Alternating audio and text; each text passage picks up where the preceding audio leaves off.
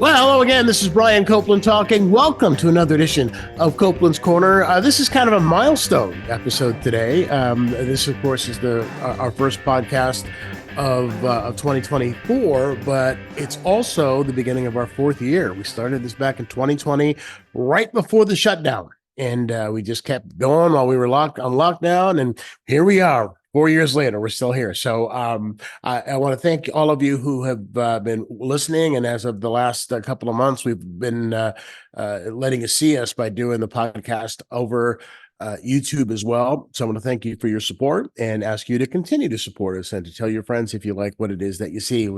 My band of comics having some fun, talking about the news of the week. Sometimes it's funny, sometimes it's heavy, but it's always an interesting discussion. So with that said, let's get on with the show.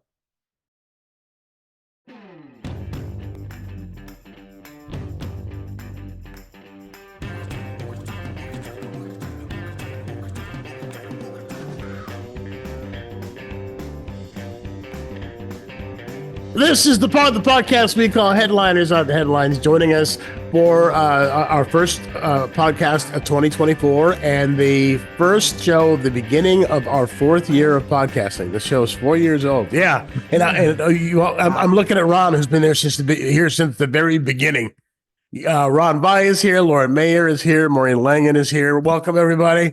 Yes, Ron. You were like in the first. Were you on the first show? I think you were on the first show. I believe I was. And this is what's so crazy because that would be about early 2020. And we were doing this in San Francisco at a studio. That's right. And now look how everything has changed. I don't think we would have imagined doing it this way over a Zoom or over a video. And now 4 years later, it's still going strong and we're here. And I love it that we're doing it this way because I can stay in my Golden Girls pajamas.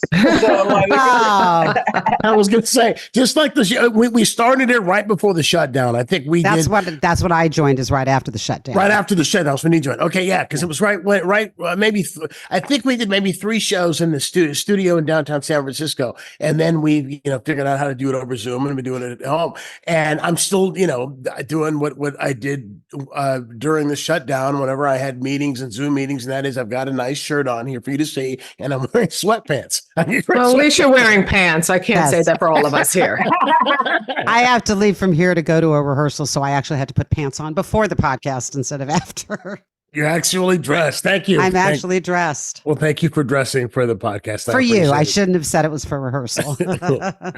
Well, lots to talk about. First topic, and I don't mean to be exclusionary, but I'll take your opinion on this, Lauren. But although this doesn't really apply to you as much as everybody else here, and that is, I'm looking at my tree. It's December 9th or 10th, and it's still up. I mean, January 9th or 10th. I'm sorry forgive me, January. And why are you asking the Jew on the panel? That's what I'm saying. It doesn't apply to you as much, but perhaps you have a thought on this. How late is too late to have your tree still up? I just been too lazy to take it down. I just took my Hanukkah decorations down last week. So I feel like if I left them up since early December, because Hanukkah started on like December 7th, I think, or something like that. And I just took them down. Now, granted, they're not as extensive as trees, but mine is mostly a bunch of blue and silver curly ribbon that I just throw all over everything. But, leave it up as long as you feel like it. It's dying. Then get rid of it. My personal best has been April 15th.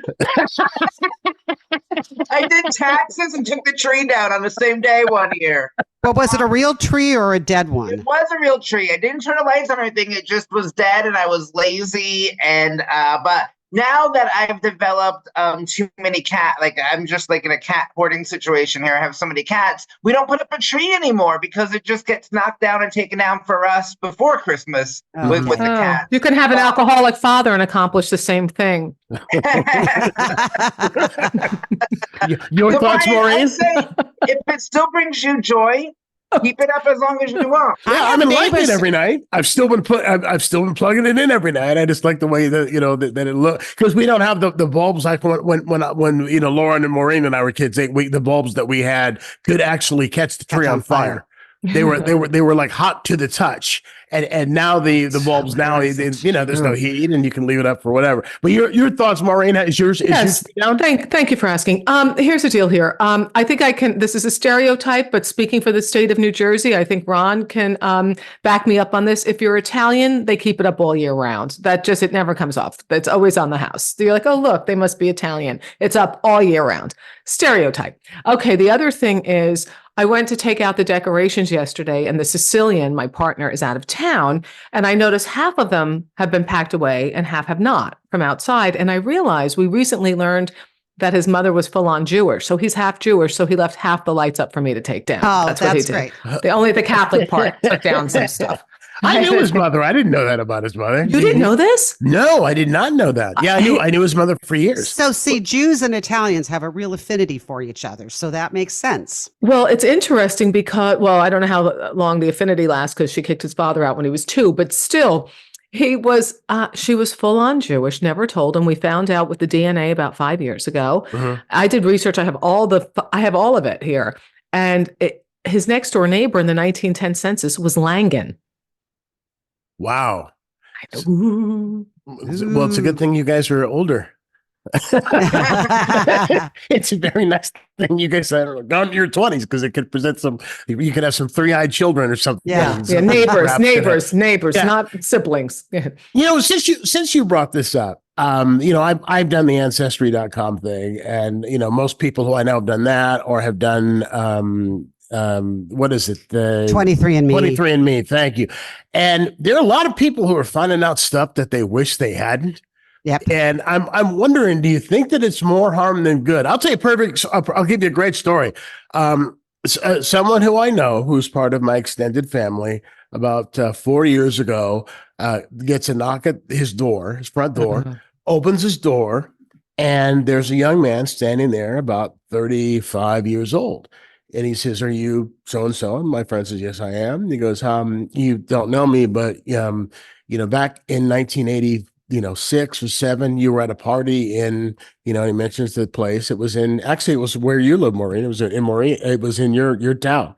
Mm-hmm. And, you met my mother at a party, and you and my mother got drunk, and you did the nasty, and you never saw each other again. And she was pregnant, and she couldn't tell you and couldn't say anything because she didn't know who you were. She didn't remember your name. And so she never knew. So I did 23andMe, and I'm now married. I have a couple of kids. I had 23andMe, and lo and behold, you're there, and you're my dad. And I don't want anything from you. I just wanted you to know I exist. And if you'd like to know your grandchildren, we'd love to know you. And he ended up, accepting them and into the family. And trick or treat. Could you imagine? A little note? How about a little card in the mailbox? Like something, like a little. Showing up on the doorstep. On the doorstep. Not even calling. You couldn't text first. I know. I'm thinking about in my wild days in the 80s, and I could get word to the wise. Make sure you know the first and last name of anybody who you might get pregnant by. This Probably is the best idea. part about being gay. I cannot accidentally get anyone pregnant, and this will not happen to me. And if it does, I know it's a scam. I am so relieved. My parents had 3 mistakes. All 3 of us were failed birth control methods. So we used to get the Mayer fertility lecture as teenagers. Don't assume anything. I'm one of 6. 3 were mistakes. They were planned, but they turned out to be mistakes. Now, I thought you were going to tell me your parents did, being Catholic like me, that your parents did the Vatican roulette thing. The Vatican roulette years that didn't work. My mother got pregnant. My brother was it was the first time she had sex 6 weeks after her they do a 6-week physical after you give birth. My brother was 6 weeks and 1 day old, and she got pregnant with me. Yep, that's Catholic twins. Yeah. Now, see, I heard them called Irish twins. That's what I heard. Yeah, Irish I heard Catholic. And that's the same calendar year. Yeah. Right? I have to tell you that with failed birth control methods, when I got to Yale as a freshman, was early in the sexual revolution because I'm old, and they gave us a pamphlet about various birth control methods, what worked, theoretically and in reality. And, like condoms theoretically should be better than they were. The pill should be perfect, but it wasn't always. And one of the methods was abstinence, which should be 100% effective, but failed regularly. Yeah, failed 100% of the time once you broke that rule. Yeah. Depending on the school you went to. Yes. Well, let's kick off topics with this. Did you guys catch the Golden Globes? First of all, let's start with this. Did you see the Golden Globes, or did you hear about Joe Coy's set? Yes. Okay, now great. I know I hadn't, and Maureen, said make sure you check it out because I didn't watch this year, and I went back and I looked at his set, and then I read all of. If you didn't see it, it's been very controversial, and he's just been torn to shreds by the everyone, the press and the critics and the reviewers and the audience apparently. And who? Oh, and the audience. Well, see, here's the thing. I saw it, and it wasn't. I didn't think it was as bad as I had read it was. He got some pretty good laughs. He got the gig 10 days before, and he was a weird choice because in the comedy world we know him. I've interviewed him when he was playing the Punchline and stuff. I had him on television as a guest. Nice guy, but he's not a household name. And so number one, it was a weird, booking. And I guess because of the writer's strike, they weren't able to put anything together until like the last 10 days. So, the jokes were hit and miss, but and there were a couple that were maybe in bad taste, but I think that the worst thing he did was that when a joke didn't go over, he threw the writers under the bus.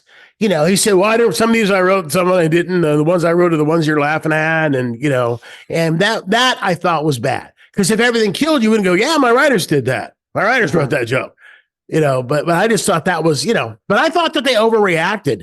And one of the I was just reading before we came on, one of the jokes he did that got the biggest criticism for being sexist was he said that the movie Oppenheimer was based on a Pulitzer Prize winning novel, whereas Barbie was based on a doll with big boobs.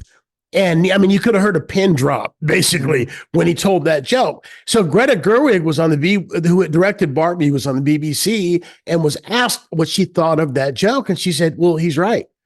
That was her response. Her response was, I have no problem with it. What he said was absolutely correct, So anyway, your thoughts. Do you think that he is unfairly being slammed for that set? I have a number of thoughts I'd like to share right now openly and publicly. Thank you. Okay, first of all, absolutely ditching the writers was bad. The first time he did it, it was funny. Hey, the ones I write, you guys like, I'm telling you, that was kind of funny. But then it became a crutch and he did it because he was nervous. He was whatever he was. Secondly, they want somebody bigger than themselves. They're like, who are you? It was very snobby, some of them. Like, we don't know you. And I'd been in a position where I hosted the Gracie Awards, which was for women in television and radio. They didn't give a crap about me. They're like, who the hell is she? They didn't pay attention. They're eating, drinking. As soon as I do a Kardashian joke, it was like, Otis, my man, in Animal House, when the white guys walk in and go, they were all like, oh, now they shut up. And they're so like they turned on me, like they had, because I guess she's one of them. So they want somebody who they feel is up to their par, the one they socialize with, the ones they rub elbows with. And he was not. Additionally, henceforth, moreover, Taylor Swift, who I love, why couldn't she go with it? His joke was, hey, she gets more cutaways at football games than she does tonight. Yeah, well, the joke was that the difference between the NFL and the Golden Globes is that the Golden Globes has fewer shots of Taylor Swift. Right. That was a joke. And she gave him a death glare. Yeah, I wish she would have been more gracious than that, because I think she's better than that. And it would have been nice. But this is the thing about Barbie. I was not allowed to play with Barbies growing up. Why? Neither was I. I don't want you playing with doll with the boobs. That's all she is a doll with the boobs. It's not right for... So Barbie, yes, we're turning her into this feminist icon now. We're flipping the script. But growing up, she was an unrealistic doll for 7-year-old girls that looked like, she was going to dance with a pole next week. So come on. That's what and it was less about my mom objecting to the boobs. She didn't want me playing with a doll that gave women unrealistic body expectations, because no woman could actually look like that. Or have no vagina. I know. It wasn't very even, few. She didn't want us to have vaginas, but we didn't acknowledge them. But I know. no, it was that sense of, if I had a doll, it had to look like a real person. So I actually kind of got to give my mom respect for that. And I still thought the Barbie movie was hilarious. And I saw it twice. I did. I saw it with my 27-year-old son, who saw it and took me to it. I loved it. It was a pleasant surprise for me. I walked in not knowing what to expect, and I went and saw it. I saw it with my daughter, and I loved it. And I had some quibbles, but because I think she tried to do too much, but I don't care because I respect the effort. And I thought the acting was, unfortunately, Margot Robbie won't get credit as an actor. I thought she was fat. She was fantastic. She was, but Ryan Gosling is probably going to get more of the attention because he was also amazing. But to play somebody that plastic believably is really hard. It's like why comedy doesn't usually win Academy Awards, because it's harder. Well, I'll bet she gets a nomination, but I don't think she's going to win. But she, doesn't care. She was a producer on the movie, and from what I read, her cut is $50 million. Oh yeah, she's gonna her cut from based on what it did. Ron, did you catch that set at all? Yeah, and you know what? Maureen and I were discussing this yesterday, and I made a really good point to Maureen about this, and I don't remember what that point was because of ADD. So Maureen, if you happen to remember my point, because it's like, oh, good, you said it was a good point, but I don't remember it. So. I spend most of my time cracking up when I'm talking to him. All I do is remember laughing. That's what I remember. But I will say this: that Ricky Gervais was my sixth choice for winner in the stand-up category. I will tell you now. I went back and I looked at his set. From when he hosted back in 2020, and it was his fifth time hosting, and he was just as brutal. He was more brutal in terms of the stuff he said, but it's like you said, he was one of them. This boy comes out, it's like, who the hell are you? And Gervais, they knew Gervais so he could say some of the stuff that he said. And Joe Coy has been around for a long time. I think the problem is that he found his audience, right? It's mostly a larger Filipino audience. So he has no problem selling out shows, but that is a problem once you find your audience, because now you've been appealing to them and them only for 10, 15, 20 years. So now you have a whole new audience, and he's probably delivering that monologue the way he would deliver a stand-up set to his audience, but we aren't in his audience, so we don't know the way he plays, the way he roasts, the way he and then I get that. I can sense that feeling where it's almost like if you're working for a small crowd and nobody's laughing and you have an hour to do, right? Oh, that's the worst. That's the worst. Oh my God, that's brutal. On a Friday night late show, when they're drunk. There's like a handful of people, they're drunk, you got to do an hour. Right. And so I saw bits and pieces in that monologue of what might happen to a person in that situation. Yeah. The sort of the backpedaling, the trying to find something. I saw like the crutches, the speeding up, it's almost like a 12 steps of like farming, right? Like a 12-step program. And then all the articles that I've read about it, it wasn't that they were cramming last minute to put together a monologue. It was because he just got the gig 10 days ago because nobody wanted it. Like literally they kept getting rejection. And part of it was the past with the Hollywood, the foreign press? Hollywood foreign press being racist. Yeah, and they're not involved anymore, but still nobody seemed to want the gig. Apparently Amy Poehler and Tina Fey said never again. Ricky Gervais, they were great. Like, yes. Man. So he just stepped in and took it, and you can't fault him. It's $500,000. They pay you $500,000 for doing that show, So, but I wouldn't do it for that. You couldn't pay me enough to do it. Hey, I'm available. I'm available for I'll co-host with you, Ron. Because if you look at award shows, especially the Oscars and the Emmys, they always tear the host to pieces afterwards. Yes. It didn't matter how well you thought they did. With few exceptions, they were kind to Kimmel. They've been kind to Chris Rock when he's done it, but everybody else, they find a reason to tear you to pieces. And it's a thankless gig. I've hosted an award show once. Back when they used to have the BAMIs, the Bay Area Music Awards, which is like the Bay Area Grammys back in the days of Journey and Four Non Blondes and those kinds of, and it was one of those deals where it's packed and it's all music industry people and fans, and it's like, they knew who I was from television, but it's still I had 20 minutes of material that went in five. This is again the worst. Brian, I'm raising my hand. Remember when I told you about doing the Gracies and it was like Otis, my man, when I walked out there? The head of Cumulus, who has never seen me perform, my radio agent who had never seen me perform, saw me perform in my worst, most embarrassing gig ever, humanly possible, ever. They've not seen me since. They have no idea what I can do on stage other than that.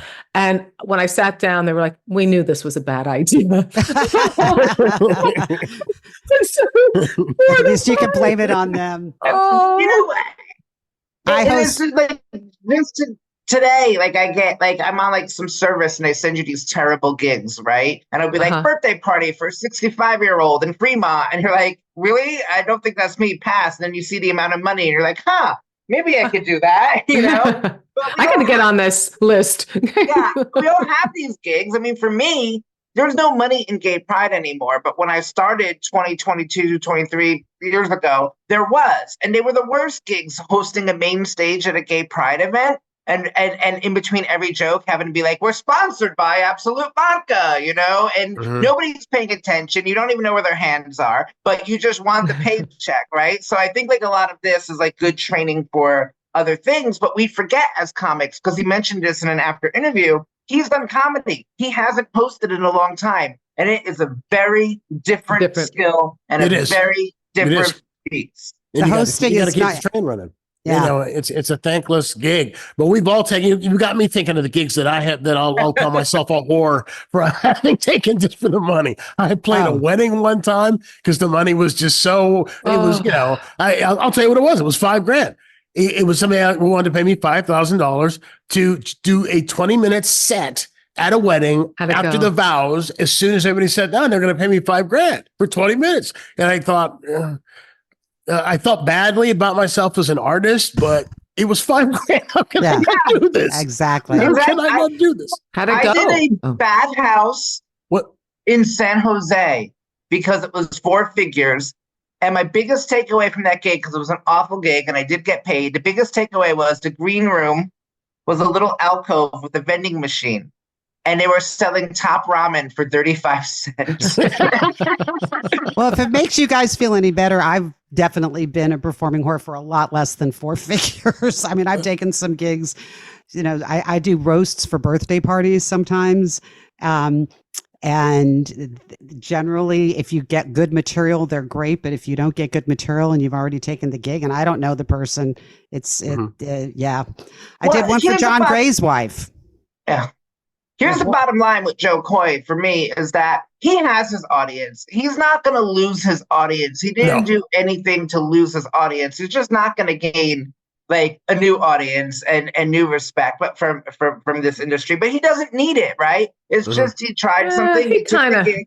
It didn't work out. Like, but I can't imagine he feels good. I can't imagine. I'm sure he did it thinking it would help his career. And I'm mad at the audience. I really wish that Taylor, I love her, could have just been a little more gracious, laughed at herself a little bit, like, you know. Like Megyn Kelly said that. Megyn Kelly's getting slammed for saying that. I take it back then. Yeah, exactly. We're not going to compare to her. But I wanted to say, performers are human, and he's got to be that gets in your head when they're smiling loudly and not laughing, or when they're he's a human being.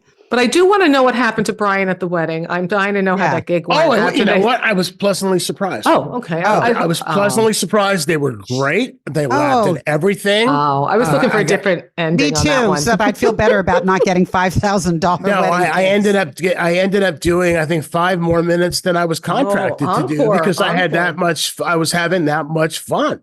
Wow. And I wrote some special jokes for, I got some dirt on the bride and the groom and the whole thing and wrote some stuff. This is a long time ago, but, but I felt better about myself afterwards than I did before. But I'll tell you, and I'll leave it with this and then we'll move on. The worst one that I ever did, and I did purely for money. That was just purely, mercenary. Was back when my ex-wife was pregnant with my youngest son. The insurance that I had at the time did not have maternity, so it cost.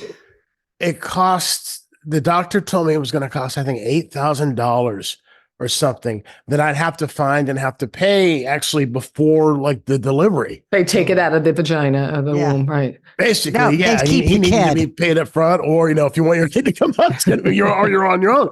So I was with the William Morris agency at the time, and I told my agent I need a gig because I got to pay for this kid. So the next day he calls me and goes, "I got a gig for you to pay for I got your kid paid." Kid.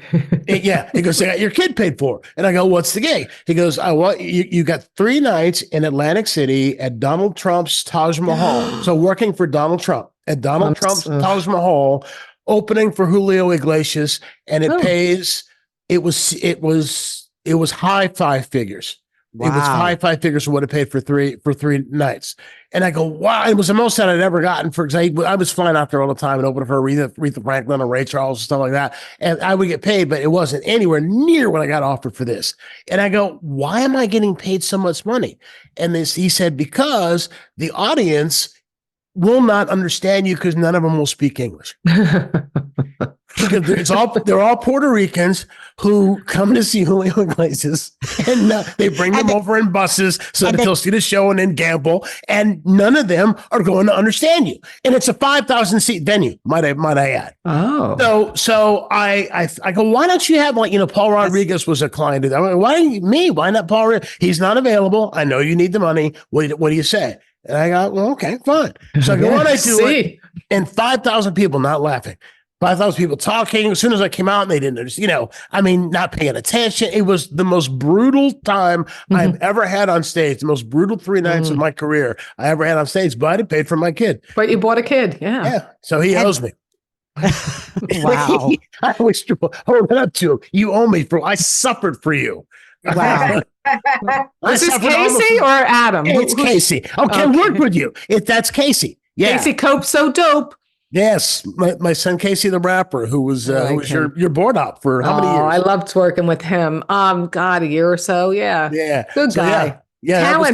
Talented. Very talented. I want to know why you didn't get your friend to teach you a couple of jokes in Spanish. That didn't occur to me. It should have occurred to me, but it didn't. I was just too busy. I had to host a meeting in Montreal, and I brushed up like 5 sentences in French. And how did it go? Great. And my French is terrible, and they still my accent was terrible. I mean, the words were right. I think it got them on my side. Now, this was a corporate thing and it wasn't a comedy gig, but still, 5 jokes. And next time you get offered a Julio Iglesias gig, learn a couple jokes in Spanish. Do that. Well, I will tell you the one thing that I heard, and I do not have verification on this. So I don't know if this is true or not, but I was told after the second show that Trump had come in and stood in the back and saw like the last, and it was I think it was a 30-minute set I had to do. And, and when they're not laughing, 30 minutes of material ends up being 10, but that Trump came and saw me in the back then. So, but again, it was not verified, but that's what the security guys told me, that he had come at the time and stood in the back. So shifting, I'm using this as a segue. The news. I'm using this as a segue. There's so much Trump news. Oh my God. I'll mention a couple of things, but this is the big thing today, Wednesday, when we're recording this, and that is tomorrow, Thursday, which is when this show will drop. Closing arguments in his New York City fraud trial will take place. Yep. And he wanted to be Perry Mason and give the closing argument himself, have his attorneys, of course, but he wanted them to come up after his attorneys. And, and the judge in the case said, okay. The judge said, fine. But here's the thing. If you do it, you have to follow the rules that defense attorneys must follow when they're giving a closing argument. And that is, they're only allowed to discuss and to reference evidence that was presented during the trial. Nothing that's irrelevant, nothing about your personal opinions. If Donald Trump does this is not a platform for him to give a political speech. He can come up and directly address only the evidence that was presented here in court. And they couldn't get Trump to agree to do it, apparently. And so, the lawyer, his lawyer wrote a letter to the judge, and judge said, this is the deal, take it or leave it. And it finally comes down to you have until noon. I think it was noon today or noon yesterday was the deadline. And they didn't get an okay. So he said he threw it out. So that's it. His opportunity's gone. And so now the right wing's going crazy. The Republicans are saying he doesn't have they're not allowing him to defend himself. Of course. Which is nonsense. Yeah. That they're not allowing him to defend himself. So, I mean, do you think that it was what the judge asked for in this instance was unreasonable? Should he have just let Trump go and be Trump in front of the jury? It probably would have hurt him more than it would have helped. But you can't. There's laws and rules, not in Trumpville, but in the rest of the world, there's a certain level of decorum and rules in our court system, and he does not want to adhere to them. He doesn't want to say, we're going to work within those confines. We're not going to do it the way it's supposed to be done because I'm Donald Trump. And they use this. Him not doing it is now a way to say I'm censored. I wasn't allowed to defend myself. They won't let me defend myself. I'm a victim. I'm a victim. I'm a victim. He's going to get elected, and I have Irish citizenship, so I'll see you later. I You really disagree. think so? I actually agree, Brian, that it probably would have made things worse for him. And it's one of those things like, secretaries of state throwing him off the ballot in the primary where the law may be on their side, but I'd rather let the voters make the decision. But in this case, the entertainment value of watching him stand up in court, I think would have been hilarious if he were trying to actually make one of those closing statements. But the problem was, and this is why I actually think the judge was right, is had he been able to do it without any restrictions, it would have been on endless loop on Fox News and it would have been free campaign television. Yeah, but actually, got to remember, there are not cameras in the courtroom. Number one. Number that's two, right. I This one forgot isn't there is no televised. jury in this case. And he complained about that. He's complaining that That's because his attorney didn't check Right. the box. Yeah. Well, They here's did what what? they do. What? I'm missing that. They had to check a box if they wanted a jury trial. Otherwise, it's a bench trial. And his attorneys didn't check the box. And it was Alina Habba. I am riveted by her. She's the one who said she'd rather be pretty than smart because it's easier to fake smart than it is to fake pretty. She's right. I'm with her. Sign me up for that. I wish I showing could up at all of his social Who events. is she?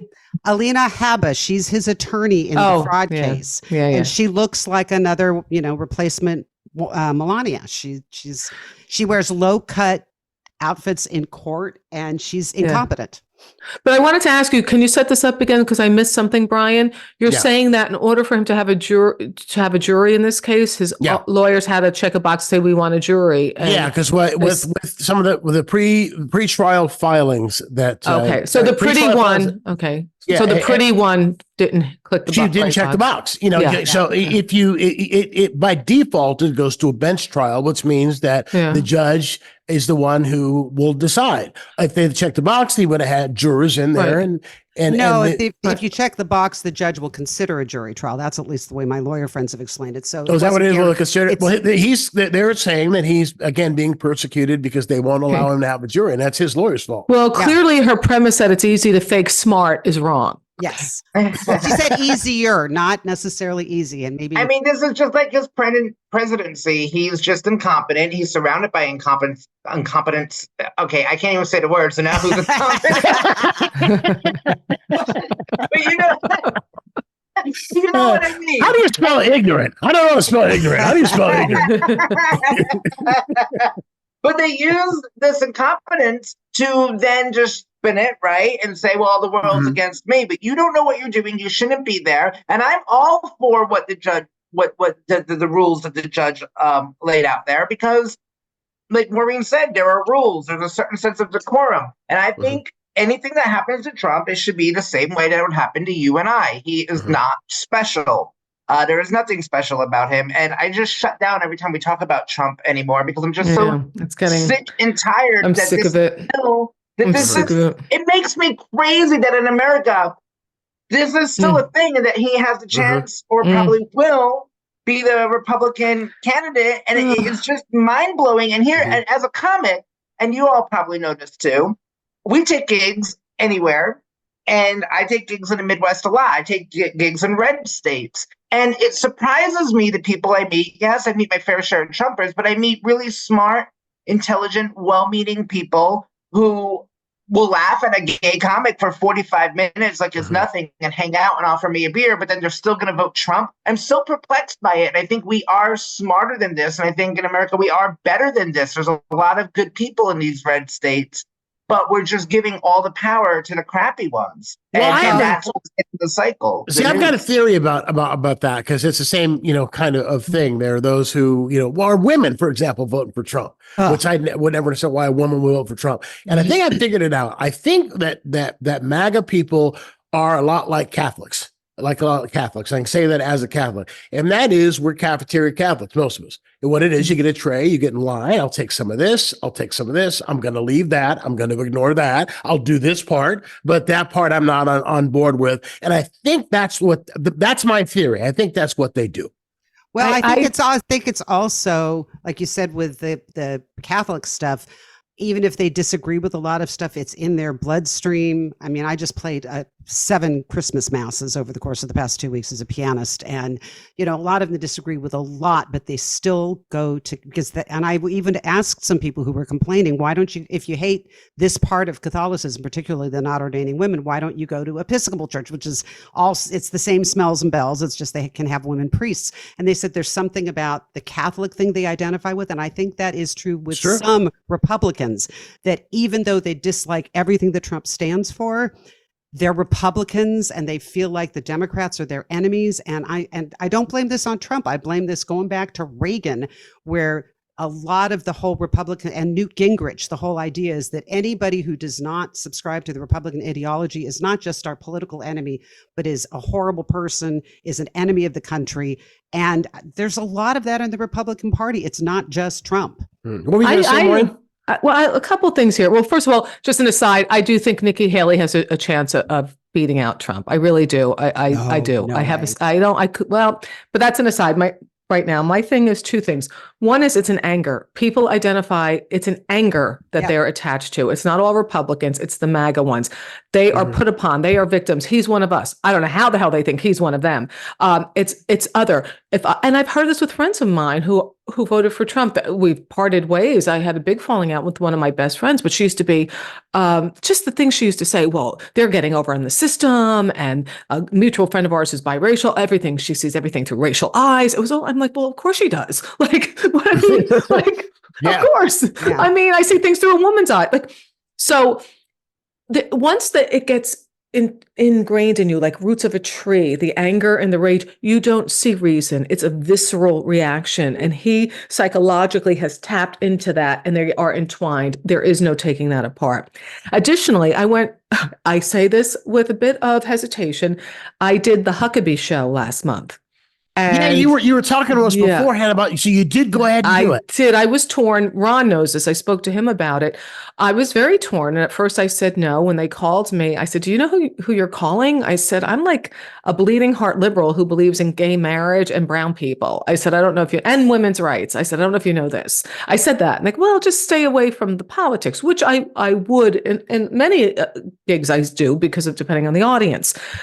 And I thought about it. There's a woman running for Tennessee local state government, a state legislature. Her name is Abby Phillips. Allie Phillips.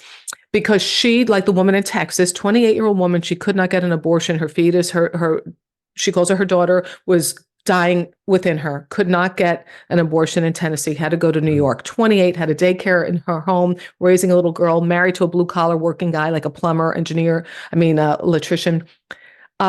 She said, I'm running for office now.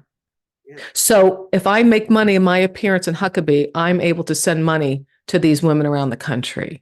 So by staying home and staying quiet, and I do, and I hope people listening will look up ALLIE Phillips in Tennessee and women like her, because you send her $50, $100, you're helping this woman who said, I'm now going to run to undo what's being done in my state. She wants to work in the public schools, get the gun laws changed. She's doing a lot of things. So that's why I did it. And maybe it's a rationalization. Maybe I'm naive. When I met Huckabee, he was very lovely to me, very lovely. And he goes, oh, I'm sorry, you're from New York. He didn't say it really. He goes, oh, you're from New York, I'm sorry. I said, well, I know it has its issues right now, but I would love people to see it through my eyes. I love the diversity, the different people I get to know, and the friends I have. So I'd love to show you through my eyes. Then another guy, a producer, lovely guy, said, oh, God, I went to school there. He goes, God, Ithaca, so liberal, he like mocking it. He goes, they wanted their own currency. I go, oh, you mean like Bitcoin? You mean like that? Like what the rich guys want, you mean? So the people were lovely, but Wait, how'd you do? How'd the set go? it went very well, though. They edited, of course, they edit it. They tell me I can say these things, and then I do, and then they edit it where I'm not even ending on a punchline. Like, all right, well, leave that dangling participle out there. Very well. The audience was lovely. Everybody was nice and respectful, very respectful. But you realize the bubble, and you look at all the commercials that are being played and all the advertisements going on, and Christine Nome, whatever, from South or North Dakota on commercials, and those people. And you realize that's a bubble in which many people live. But then what bubble am I living in? And it makes me question just the whole psychological thing of life. But I got to speak to some women afterwards. I was having dinner, and the bartender was a lesbian, and she's like, "Oh, I didn't know all these things." She goes, "I really don't vote." I go, "I'm begging you to vote. I'm begging you to tell your friends about this." So I got a little audience of 4 who are going to now vote because I told them. I don't know. My thing is staying home and having my integrity. Is that going to bring me to a place where if I have more exposure, I can make more of a living. I can make more of a living. I can support people financially. Well, I think that was a great idea to donate the money, so that way you can feel good about it. Exactly. Yeah, but the backlash I got was unbelievable from people who even know me, like friends. Really? Maureen, I can't believe this. Maureen, you really let me down. Were you doing a fundraiser for his daughter or something, or was it just being on his show? Being on a show for free, for treats. But people really judged me. Some, and some people like, "Oh, it's great, that we have to all come together." That wasn't for me. Let's all come together, because undoing women's rights and allowing them to die is not like let's figure out the best way for them to die. I wasn't trying to negotiate this. Fundamentally, I'm just sickened by what they want to do to women and to others. But I don't know. Maybe I'm pie in the sky with it. But if you can make a living and you can support other women and other people. I wouldn't have even judged you for doing it for free, just for trying at least to share that viewpoint. I mean, that's like that thing Sarah Silverman was doing for a while, where she was going and talking to people in red states. I try to talk to my red in-laws. I feel like how anybody could judge you for doing that is part of why the right thinks that we live in our bubble. If we do. Assume, well, we do, but if I assume that everybody who voted for Trump is a horrible person, as opposed to misinformed maybe and wrong, and I disagree with them, but at least if you write them all off when we're not even talking to them, then there's no chance of, for example, welcoming back, a lot of people are really mad at Liz Cheney because she voted for him twice. But she's on our side. And voted with him over 90%. Exactly. But she is now saying that Republicans not only shouldn't win the White House, but they should not keep control of Congress, and that we won't have a democracy if they win either house. And let's give Ron a shot here. I saw Ron raising your hand. I have so much to say, and I hope it goes through, because I lost you guys a couple of times. My computer popped up, network is unstable. I'm like, well, it takes on the personality of its owner. But there's so much that Maureen touched on, and I know that we had talked about Huckabee, and I'm glad that she did it. I didn't watch the set yet, but I should. I want to see it. But Lauren said something about good people who are misinformed in there. I mean, I just went through all of this at Christmas with my family in New Jersey.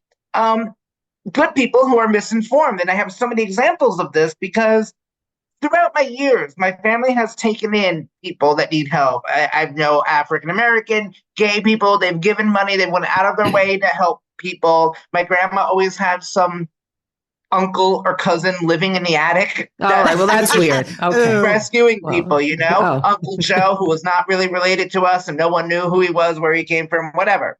But a couple of things I think I told Maureen this yesterday happened at Christmas, and this goes back to good people and misinformed. We're sitting at Christmas where the big running joke was the night before, we can't do the Feast of the 7 Fishes this year. It's only the Feast of the 3 Fishes because of inflation. Thanks, Biden. You know how many times I heard that damn joke? I couldn't take it. But and inflation is down. Talk about misinformed. Inflation is down, way down. Everything, Brian. My family, when they get on these tirades, they still pick on Nancy Pelosi, that she's their favorite target. And I'm like, okay, she's not even speaker. Let's move along. But there's a couple things they said. Halfway through Christmas dinner, they got a text message apparently from someone that Marjorie Taylor Greene had been swatted. Yeah. So now this becomes, okay, But here's the thing. They don't understand what swatting is, apparently. So this becomes this huge thing. And then they're texting and calling people and doing speakerphone going, can you believe the SWAT team busted into Marjorie Taylor Greene's house on Christmas? This is Biden. This is the Democrats, blah, blah, blah. It took me, I was watching football silently in the other room. And it took me about a whole 20 seconds to Google what swatting was and what actually happened. Mm-hmm. And then I had to like text my boyfriend who was sitting at the dinner table with them and be like, this is not what they are saying. This is, like out of control. But I couldn't tell them. And they didn't go. But I don't know what swatting is. I still don't know what swatting is. Here's what swatting is. What swatting is that it is a hoax phone call made to law enforcement in order to get a SWAT team to come to someone's house to harass them. So what they'll do is they'll call and they'll say, I just killed somebody and I've got a hostage and here's the address where I'm at and I'm going to, and so then a SWAT team comes and sharpshooters and all of this. And there have been people who have been killed. There have been people who've been killed who were just sitting watching TV, being minding their own business, and all of a sudden there's a SWAT team surrounding their house, and red dots, coming through the window from sharpshooters. Judge Chutkan, I just read today, Tanya Chutkan, who is the judge in the federal interference trial, Trump's interference trial, that got swatted on Sunday night. And Jack Smith got swatted. Somebody said that he was threatening to kill his wife.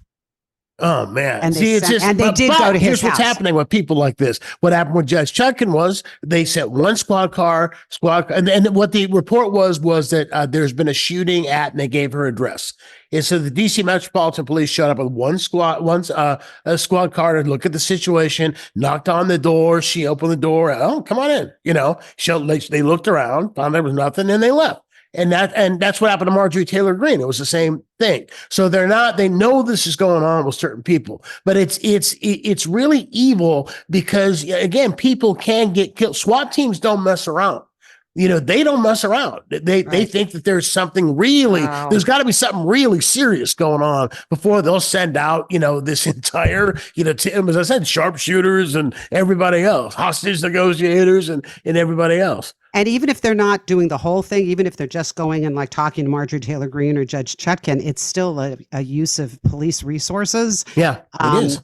And it means that they're not responding to other things. And the thing I read about Jack Smith is they didn't even have to go into his house because a lot of these figures in the Trump cases now have to have police protection because of all the death threats. Yeah. And so they just talk to his security detail. I mean, and yes, some of it is happening to people on the right as well. So it's just a thing to be disruptive, but it's a lot. The death threats are a lot more the people who are prosecuting these various Trump cases. Fani Willis has had death threats.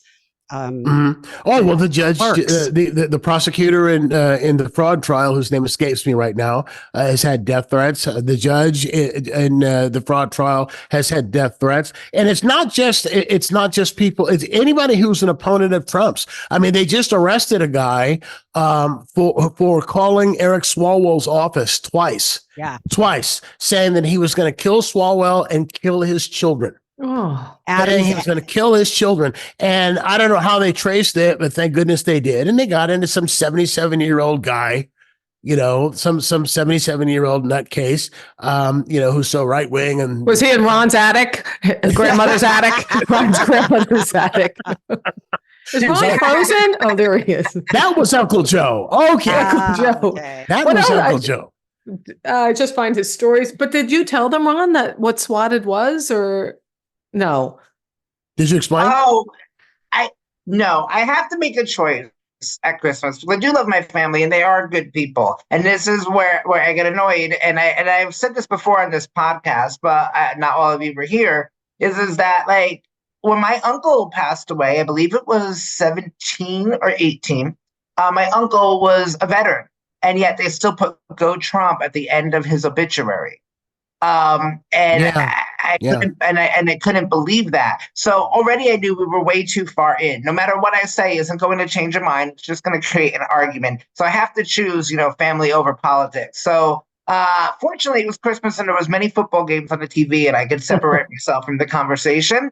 And that's why I choose, because they did the same thing. They went on this big thing. Somebody texted them that we bombed Hezbollah on Christmas, and that became a giant thing. And they have their own network of conspiracy theorists that they start rattling off text messages. I mean, I had to remove myself from like an email list for my aunt because I kept getting like anti-democratic chain letters about all this ridiculous stuff, you know?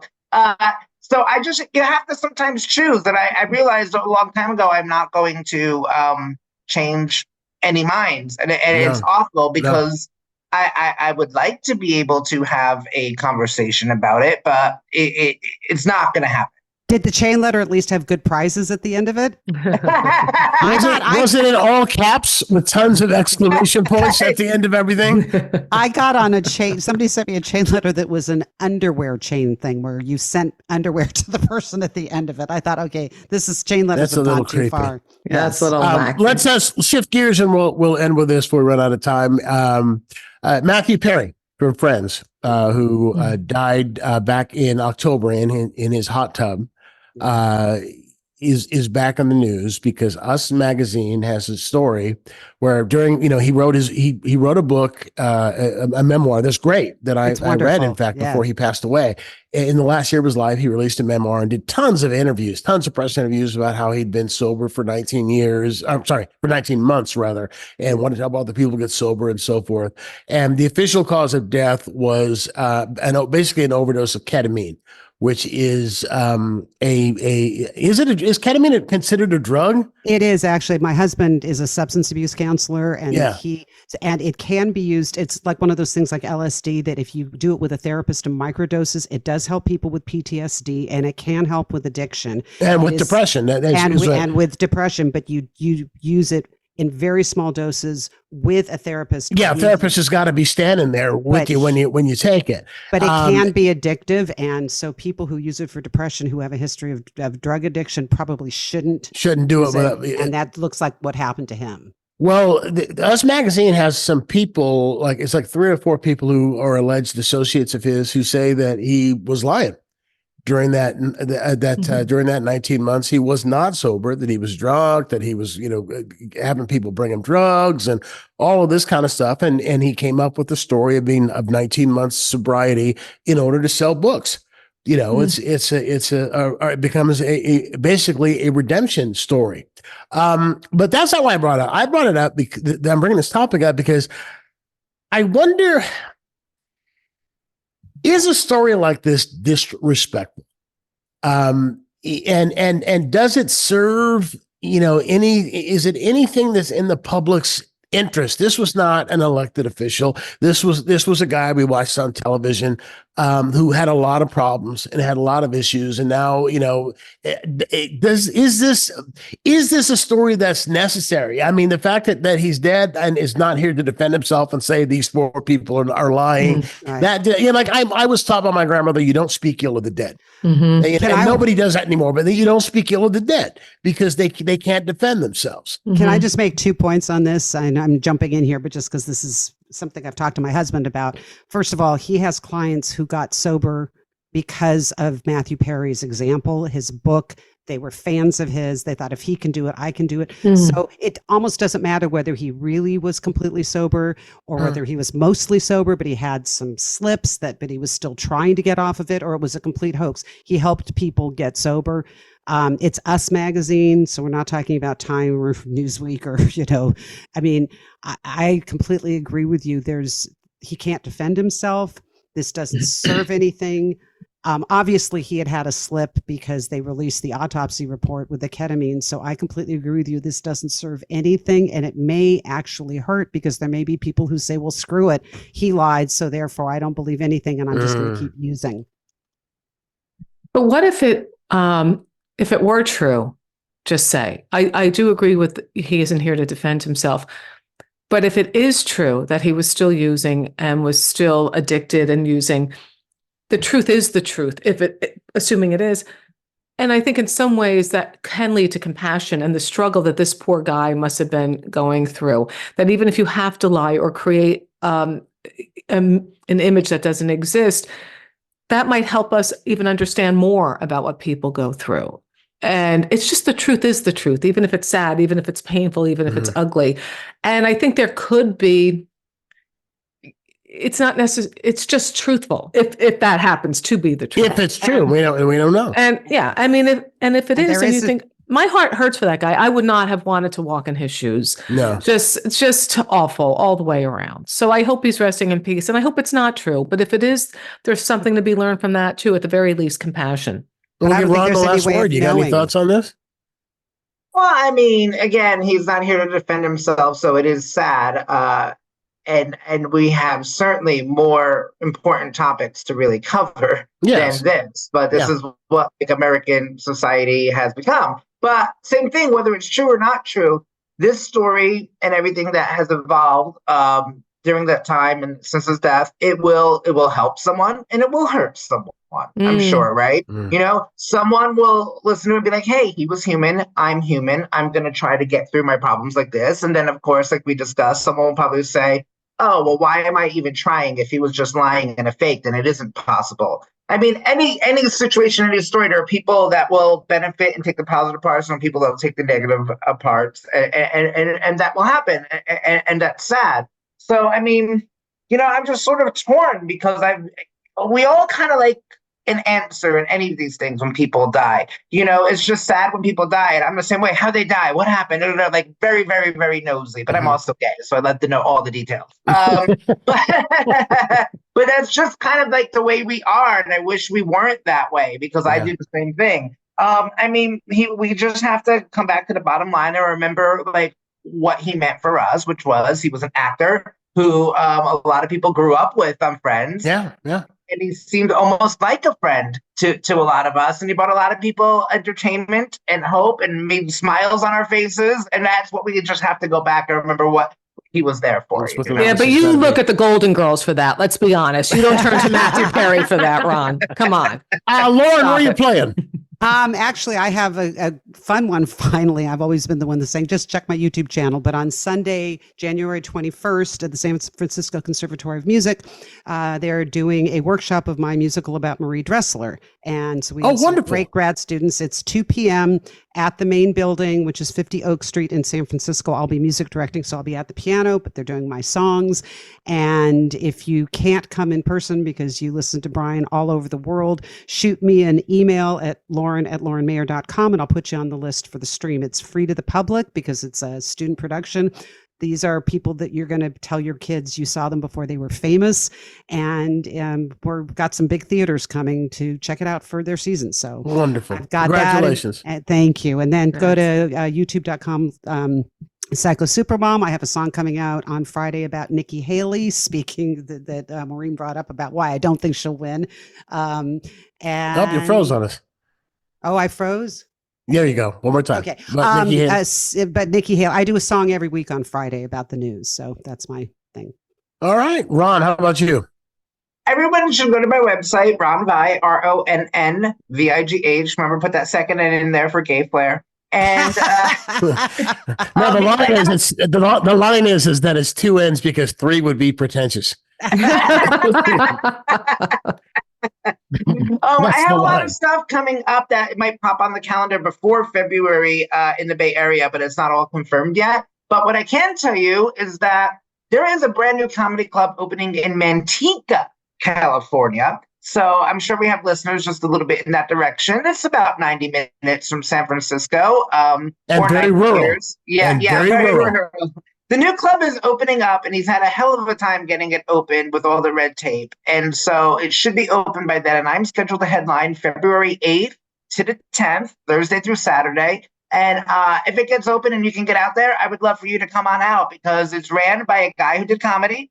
And that's my favorite people to work for right now is supporting comics going into the next step. And so it's going to be called the Deaf Puppy Comedy Club because he has a deaf puppy who it's named after. Hilarious.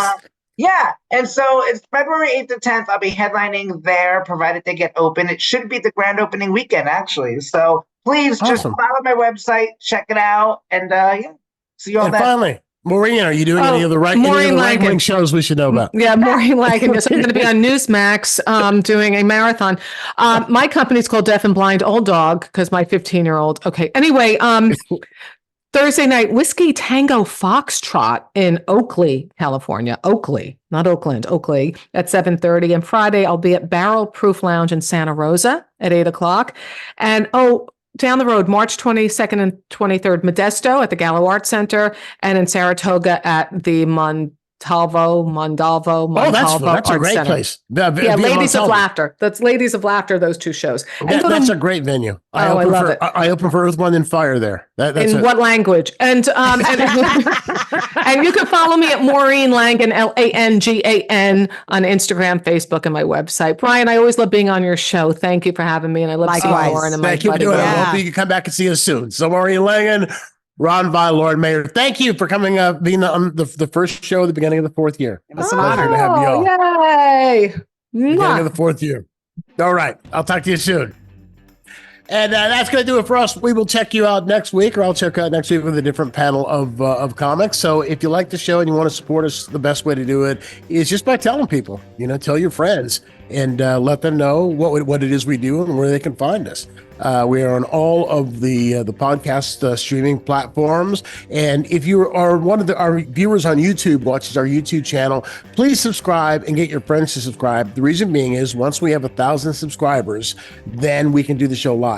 Right now we pre-tape or record on Wednesday and drop on Thursday, but we'd be able to do it live on Wednesday or Thursday if once we get 1,000. So help us out. Till next time, be kind to your neighbor. He knows where you live.